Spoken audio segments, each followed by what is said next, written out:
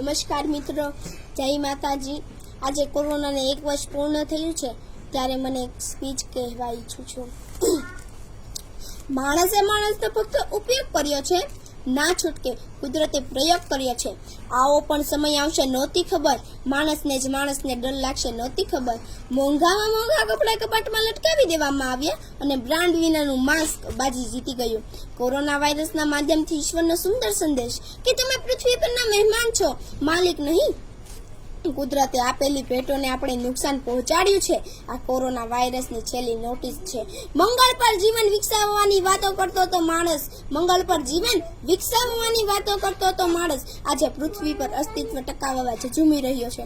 અમુક નાસ્તિક લોકો મેળા મારે છે કે હોસ્પિટલ ખુલ્લા છે અને ભગવાનના દ્વાર બંધ છે। ના ભાઈ ના, ભગવાનના દ્વાર બંધ નથી। જો અદ્રશ્ય વાયરસમાં તમને મારવાની શક્તિ હોઈ શકે છે ને, તો અદ્રશ્ય ભગવાનમાં તમને બચાવવાની પણ તાકાત હોઈ શકે છે। બસ વિશ્વાસ રાખજો। આજે બધા મંદિરો બંધ છે કારણ કે બધા ભગવાનો સફેદ કોટ પહેરીને હોસ્પિટલોમાં સેવામાં છે। કોણ કહે છે કે ભગવાન નથી દેખાતા? ખાલી એ જ તો દેખાય છે જ્યારે કોઈ નથી દેખાતું। રહી જો ડાળીઓ તો પાંદડા પણ આવશે, રહી જો ડાળીઓ તો પાંદડા પણ આવશે। આ દિવસો ખરાબ છે તો સારા પણ આવશે। બસ સમયને સમયસર સાચવી લેજો સાહેબ, બીજી કંઈ પણ સાચવવાની જરૂર નહીં પડે। જે સમયે સમસ્યાએ જન્મ લીધો હોય છે એ જ સમયે સમાધાને પણ જન્મ લીધો જ હોય છે। શતરંજ હોય કે પછી જિંદગી, જીતવા માટે ધીરજ તો રાખવી જ પડે। કોઈને અડવું નહીં એ તો આપણે શીખી ગયા, પણ કોઈને નડવું નહીં એ આપણે ક્યારે શીખીશું? જીભને સેનિટાઈઝ કરીને ક્વોરન્ટાઇન કરી દો, સંબંધોમાં પ્રસરતો કોરોના વાયરસ અટકી જશે।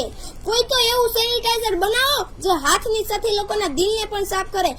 સમયની વાત છે સાહેબ। પહેલા કહેતા કે નેગેટિવ લોકોથી દૂર રહેવું અને હવે કહે છે કે પોઝિટિવ લોકોથી દૂર રહેવું।